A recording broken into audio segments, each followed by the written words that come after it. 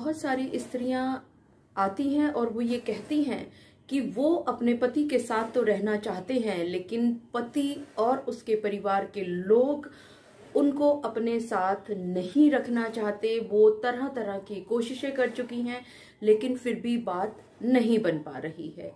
ऐसी स्थिति में आपको क्या करना चाहिए, आज इस वीडियो में मैं आप सभी को बताने जा रही हूँ। मैं एडवोकेट मोहिनी मोना आप सभी का पुनः स्वागत करती हूँ और आप सभी देख रहे हैं अपना पसंदीदा चैनल मोहिनी मोना एडवोकेट। अगर आपने मेरे इस चैनल को अभी तक सब्सक्राइब ना किया हो या आप मेरे इस चैनल के लिए नए हैं तो इसको जल्दी से जल्दी सब्सक्राइब कर दें ताकि आपको इसी तरह के इंफॉर्मेटिव वीडियो सबसे पहले मिल सके। अब देखिए, जो सबसे ज्यादा परेशानी आई है कि जब से एडल्ट्री को क्राइम नहीं माना जा रहा है तो बहुत सारे पति किसी और स्त्री के साथ बाहर संबंध रखे हुए हैं या पत्नियां किसी और पुरुष के साथ बाहर संबंध रख रही हैं, क्योंकि अब कानूनन एडल्ट्री क्राइम नहीं है। इसी तरह से ये परेशानियां तब भी आती हैं जब पति का जो रिमोट है वो उसके परिवार के किसी व्यक्ति के हाथ में हो, चाहे पति अपने दिमाग से काम ना कर रहा हो, अपनी माँ की बातों के ऊपर काम करते हुए कोई भी निर्णय ले पा रहा हो, या ये भाई भी हो सकता है, ये उनका पिता भी हो सकता है, या बहन भी हो सकती है, या परिवार का ऐसा कोई भी एक ऐसा सदस्य हो सकता है जिसके हाथ में आपके पति का रिमोट चल रहा हो।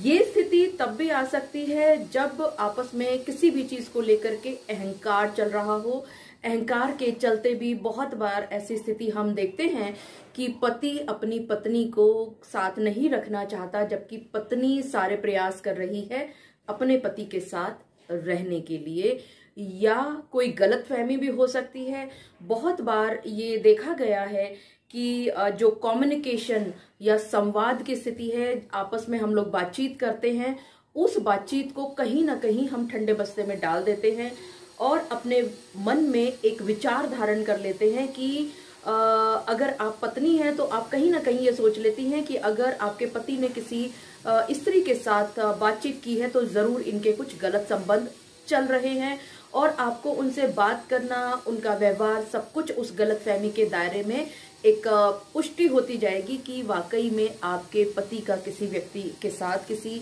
अन्य स्त्री के साथ संबंध चल रहा है।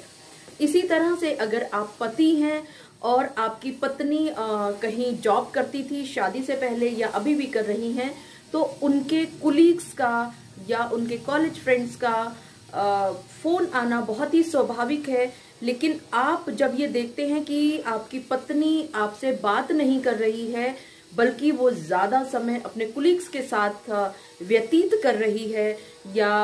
फ्रेंड्स के साथ बातचीत कर रही है, तो आपके दिमाग में एक बात गहरी होती चली जाती है और आप एक गलतफहमी का शिकार हो जाते हैं कि आपकी पत्नी का किसी अन्य पुरुष के साथ संबंध है, और यहाँ पर आप अपनी पत्नी को अपने साथ नहीं रखना चाहते।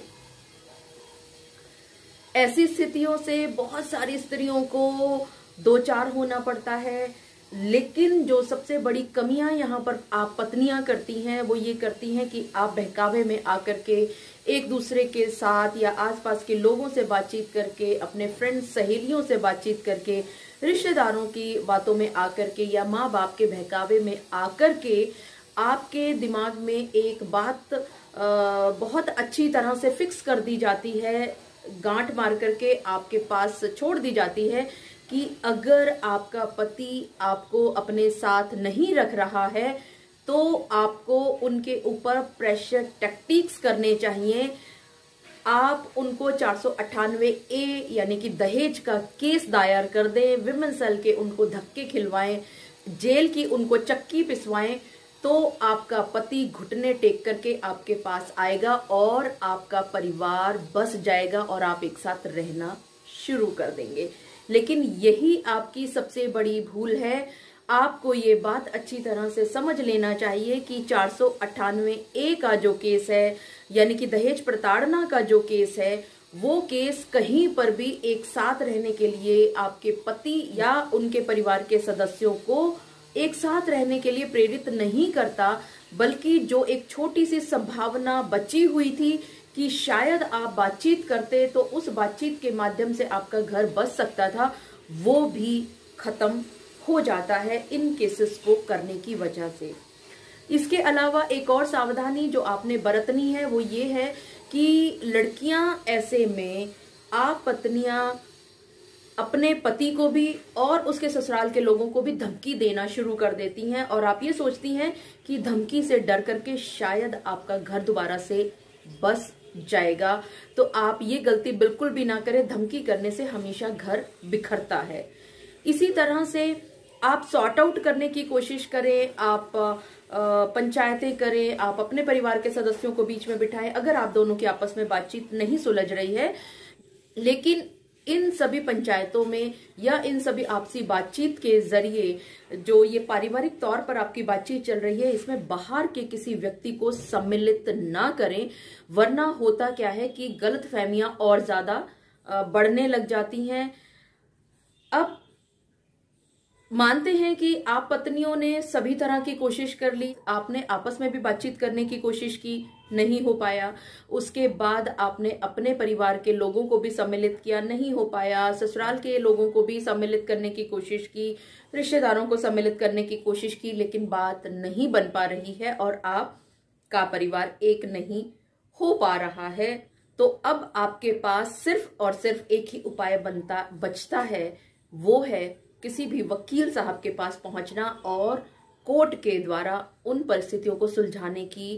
कोशिश करना जो कि अनावश्यक रूप से आप दोनों के बीच में गलतफहमियों की वजह से, अहंकार की वजह से, या रिमोट किसी और के पास होने की वजह से, या एडल्ट्रस नेचर होने की वजह से आपके बीच में जो परेशानियां आई हैं उसको खत्म करने के लिए। तो यहाँ पर आपने सबसे पहले, जैसा मैंने शुरुआत में बताया, कि आपको पारिवारिक तौर पर एक होने की कोशिश करनी है। आपको परिवार के सदस्यों को बीच में लाने की कोशिश करनी है। हो सकता है कि आपकी परेशानियां सुलझ जाएं। अगर ऐसा नहीं भी हो पाया और आप किसी वकील साहब के पास पहुंचे, तो उससे पहले भी आपको होमवर्क करना बहुत जरूरी है। आपको जो बरगला करके लोग ये कहते हैं कि आप दहेज का केस कर दीजिए, डीवी का केस कर दीजिए, तलाक का केस कर दीजिए और उसके ऊपर प्रेशर बनाइए, यहाँ आप गलती करती हैं। आपको अगर ये सोच लिया है, अगर आपने अपने मन में ये ठान लिया है कि आपने हर हालत में इस परिवार को बचाना है, इस शादी को आपने बचाना है, तो आपने 498A के केस की तरफ को नहीं चलना है। सबसे पहले आप वकील साहब से बातचीत करके एक नोटिस दिलवाने की कोशिश करें, एक नोटिस उसको डिस्पैच कराएं, ताकि हो सकता है कि आपके पति आपसे बातचीत करने के लिए आए, तो दोनों पक्षों की जब बैठ करके बातचीत होगी तो हो सकता है कि जो आपके मन में चल रहा था कि आपका परिवार बस जाए, वो जल्दी से बस जाए। यहाँ पर आपने बिल्कुल भी गलती नहीं करनी है। 498A की तरफ आपने नहीं जाना है, आपने डीवी के केस की तरफ बिल्कुल भी नहीं जाना है, बल्कि आपने सिर्फ और सिर्फ एक सिविल केस दायर करने की कोशिश करनी है, और वो भी हो सेक्शन 9 हिंदू मैरिज एक्ट। यानी कि जो आपका परिवार बिखर रहा था गलतफहमियों की वजह से, उस परिवार की गलतफहमियों को खत्म करके फिर दोबारा से आपके जो विवाह संबंध अलग अलग हो रहे हैं, विघटन की स्थिति में जा रहे हैं, उनकी पुनर्स्थापना करना, यानी रेस्टिट्यूशन ऑफ कॉन्जुगल राइट्स। जैसे ही आप अपना केस दायर कराएंगे, हो सकता है कि आपके पति के मन में आपके लिए जो गलतफहमियां हैं या जो भी शंकाएं आप लोगों की थी, 1-2 तारीख पर आकर के हो सकता है कि, क्योंकि यहाँ कोर्ट भी ये कोशिश करता है कि आपकी गलतफहमियों को खत्म करके एक साथ मिला करके आपका जीवन, पारिवारिक जीवन, आपका वैवाहिक जीवन आगे की तरफ बढ़ाने की कोशिश करें। लेकिन यहाँ ये भी हो सकता है कि आपके पति सम्मन पहुंचने के बाद, सम्मन लेने के बाद कोर्ट के अंदर उपस्थित ही ना हो, तो ऐसी स्थिति में हो सकता है कि आपका केस एक्स पार्टी हो जाए और आपको सेक्शन 9 की एक्स पार्टी का आपको डिक्री मिल जाए। और एक बड़ा फायदा आपको यहाँ होने वाला है कि अगर आपका पति जो कि ये कह रहा था कि आपको वो अपने साथ नहीं रखना चाहता, वो आपको तलाक देना चाहता है, तो वो चाहते हुए भी कोर्ट के अंदर तलाक का केस दायर नहीं कर पाएगा, क्योंकि आपका जो सेक्शन 9 का केस है वो कोर्ट के अंदर ऑलरेडी पेंडिंग है और उसके पास कहीं से भी कोई ग्राउंड नहीं मिल पाएगा कि वो तलाक का केस दायर कर दे। अगर ये स्थितियां आपके पास हो जाती हैं तो उसके बाद भी आप कोशिश करें कि आपको डिवोर्स डिक्री मिल गई है, उसके बाद भी आप 498A का केस फिर भी ना कीजिए। क्यों? क्योंकि आपके दिमाग में, आपके मन में, आपके जहन में सिर्फ और सिर्फ एक बात यह है कि आपको अपनी शादीशुदा जिंदगी को बचाना है। आप हो सके तो इसके बाद घरेलू हिंसा यानी डोमेस्टिक वायलेंस का केस कीजिए। डोमेस्टिक वायलेंस के केस में बहुत सारे राइट्स आपके पास हैं। आपको रेजिडेंशियल राइट है, आपको मेंटेनेंस का राइट है। ये बहुत सारे जो राइट्स हैं वो आपको डोमेस्टिक वायलेंस एक्ट में प्राप्त है। और यहाँ एक बड़ा फायदा होने वाला है कि आपकी जो मंशा है अपने परिवार को बचाने की, बसाने की, वो अभी भी सामने नजर आ रही है। और सबसे बड़ा फायदा यहाँ फिर से यही कहना चाहूंगी कि आपके पति डिवोर्स यहाँ किसी भी हालत में नहीं ले पाएंगे। तो आप सभी पत्नियों के लिए ये बेस्ट फॉर्मूला है। इसको स्टेप बाय स्टेप चले। आप कभी भी किसी के भी बहकावे में आकर के 498A का केस ना दर्ज करें, किसी भी तरह के झूठे एलिगेशंस ना लगाएं, क्योंकि हो सकता है कि जो आपकी थोड़ी सी भी संभावना थी आपका परिवार एक होने की, आपका परिवार आगे चलने की, वो भी यहाँ पर खत्म हो जाती हैं।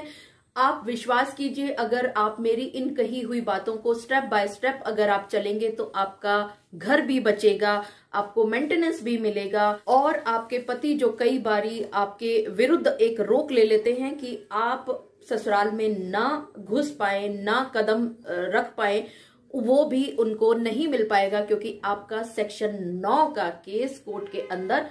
रहेगा। अगर पति कुछ इस तरह की स्टे की एप्लीकेशन लगाता भी है या केस भी दायर करता है तो वहां पर आप अपना सेक्शन 9 के मुकदमे को लेकर के जा सकते हैं, जिसमें आपकी मंशा कोर्ट के सामने बिल्कुल क्लियर हो जाती है कि आप अपना परिवार चलाना चाहती हैं, आप अपना पारिवारिक जीवन आगे बढ़ाना चाहती हैं, आप इन वैवाहिक संबंधों को खत्म नहीं करना चाहती, नष्ट नहीं करना चाहती। लेकिन हाँ, यहाँ पर जब आपका पति रोक के लिए या स्टे के लिए कोई भी केस दायर करेगा तो उसकी गलत मंशा कोर्ट के सामने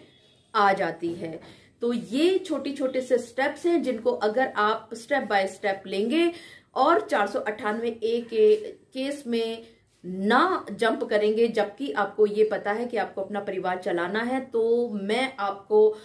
गारंटी देती हूं कि 100% आपका घर बचेगा और आप अच्छी तरह से वैवाहिक जीवन व्यतीत कर पाएंगी। मुझे पूरा यकीन है कि आपको मेरा आज का वीडियो भी बहुत अच्छा लगा होगा। अगर आपको मेरा आज का वीडियो भी अच्छा लगा तो इसको लाइक, शेयर और कमेंट करना ना भूलिएगा। और हाँ, अगर आप मेरे इस चैनल के लिए नए हैं तो इसको जल्दी से जल्दी सब्सक्राइब कर दें ताकि आपको इसी तरह के लीगल इन्फॉर्मेटिव वीडियोस की जानकारी सबसे पहले मिल सके। अपना और अपने परिवार का बहुत अच्छी तरह से ध्यान रखिएगा। Thank you, take care, bye bye.